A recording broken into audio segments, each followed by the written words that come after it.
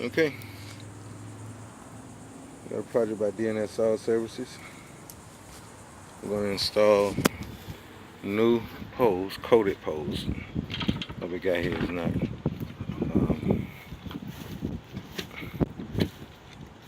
they're not coated poles, and they're not stable.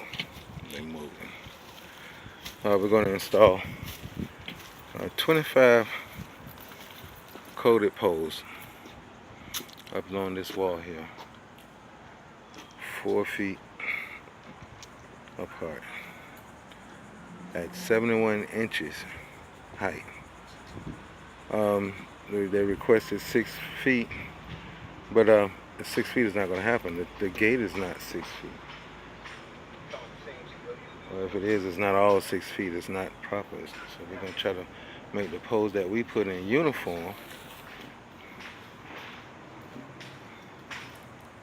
And we're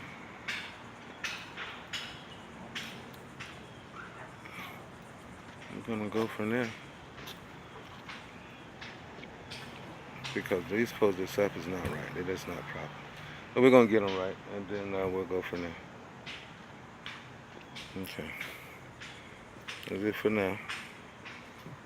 My DNS Soil Services installing coated poles